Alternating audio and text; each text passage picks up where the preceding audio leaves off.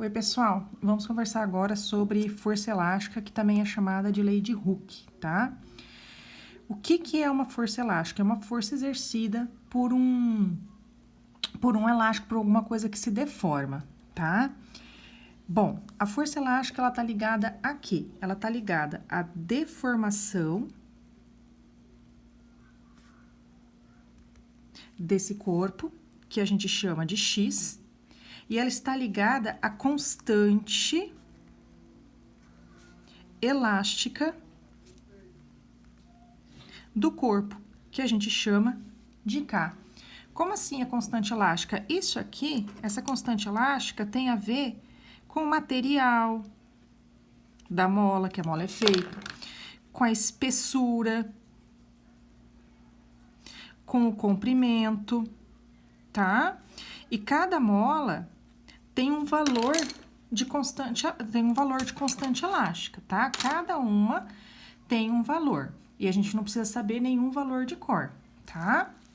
Bom, eu fiz um desenho aqui, a gente já vai chegar na fórmula, tá? Eu fiz um desenho aqui para conversar com vocês sobre essa deformação X aqui. O que é essa deformação? Se a mola está no estado dela normal, o estado de equilíbrio, não tem força atuando nessa mola, no estado zero, a força, na posição zero, a força elástica aqui, ela valerá zero.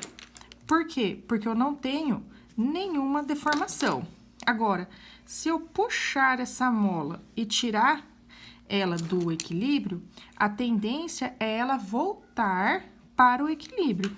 Então, essa deformação a gente tem aqui, ó, que a gente chama de X, que vai do zero, que é a posição de equilíbrio, até a deformação máxima. Se eu comprimir essa mola, eu também tenho uma deformação, que eu também vou chamar de X. Ah, tem que ser negativo, professora? Não, não tem que ser negativo, tá? Essa deformação, ela vale 2 e aqui vale 2, por exemplo, tá? Não tem problema se você tá comprimindo essa mola ou se você tá alongando. Então, se você tirar ela do equilíbrio, por exemplo, por menor que seja essa deformação aqui, eu tenho uma força elástica. E para onde que aponta essa força elástica? Aqui a minha força elástica é zero. Aqui a minha força elástica aponta sempre para a posição zero. Então, aqui ela aponta para a esquerda, posição de equilíbrio. Aqui ela aponta para a direita, para o zero, para a posição de equilíbrio. E aqui, ó, vamos falar que ela está sendo comprimida, tá? Para onde aponta a força elástica? A força elástica aponta para o zero, para a posição de equilíbrio dessa mola, tá? Então, nessas três situações em que eu tenho que a gente chama de deformação, a gente tem força elástica atuando. Agora, como que a gente calcula essa força elástica? A força elástica é calculada da seguinte maneira: força elástica igual a menos K vezes X. Entenda o seguinte, para o 9º ano, a gente não precisa discutir muito sobre esse sinal negativo. Eu vou falar o que é, mas não precisa se prender a esse detalhe, tá? Esse sinal negativo, ele indica que isso aqui é uma força restauradora. O que é uma força restauradora? É uma força que tende sempre a levar o corpo ao equilíbrio. Só que quando você vai calcular, vai usar essa fórmula e vai calcular a força elástica, você não tem que usar esse sinal, tá? Então, para o 9º ano, a gente pode escrever essa fórmula aqui, ó, sem esse sinal, tá joia? A gente deixa lá para o 1º ano para discutir o sinal. Bom, o que é esse K? Esse K é o que eu chamei de constante elástica da mola.